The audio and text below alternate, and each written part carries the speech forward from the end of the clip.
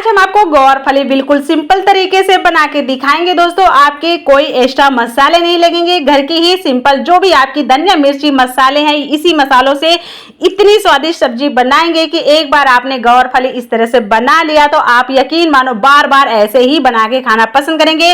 और राजस्थान की तो सबसे ज्यादा फेवरेट सब्जी होती है गौरफली दोस्तों।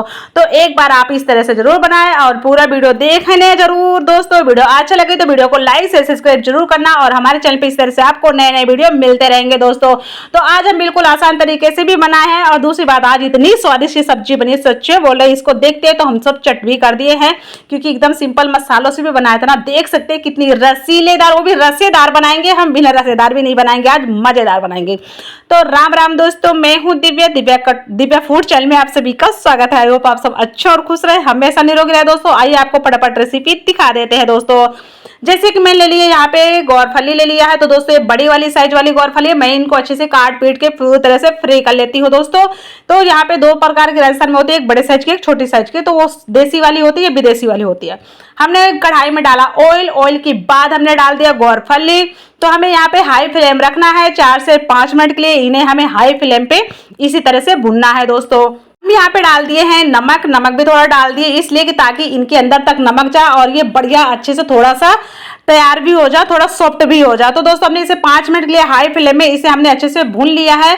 जिस तरह से भून गई है इसी तरह से हमें इनको थोड़ा सा भूनना था। आप चाहे तो इनको बॉईल करके भी बना सकते हैं, परंतु जो आप इस तरह से बनाएंगे जो इसका टेस्ट रहेगा वो अलग ही रहेगा। तो उनको हमने निकाल लिया। कढ़ाई में हमने वापस थोड़ा डाला तेल, यहाँ पे डाला आधा चम्मच जीरा। जीरा के बाद हमने बारीक कटा हुआ बिल्कुल प्याज डाल दिया दोस्तों। तो हमने इसे अच्छे से थोड़ा गोल्डन ब्राउन होने दिए हैं। उसके बाद हमें लहसुन, अदरक, मिर्ची का पेस्ट ऐड किए हैं दोस्तों।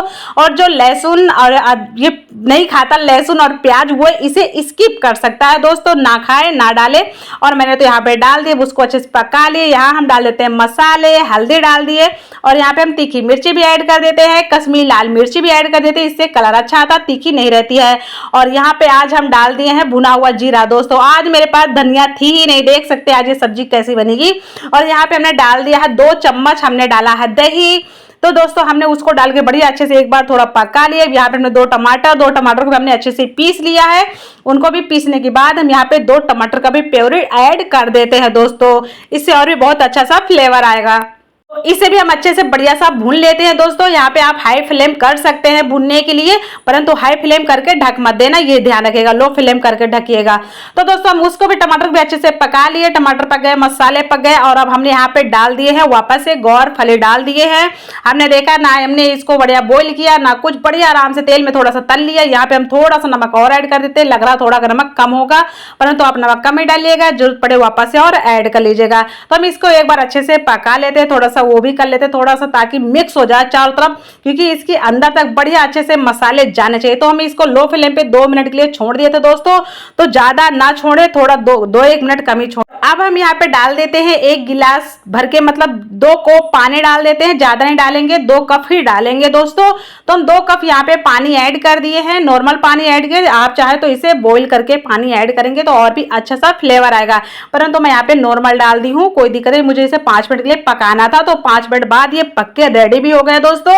मैंने इसे लो फ्लेम में चढ़ा दिया था 5 मिनट के लिए, कि ताकि अंदर नीचे से लेके ऊपर तक बढ़िया अच्छे से पकेगा और दूसरी बात कच्चा नहीं रहेगा, कोई चिपकेगा भी नहीं। यहाँ हमने धनिया डाल दिया है, थोड़ा यहाँ पे मैंने गरम मसाला भी ऐड किया था, परंतु मैंने गरम मसाले का वीडियो हट गया है दोस्तों।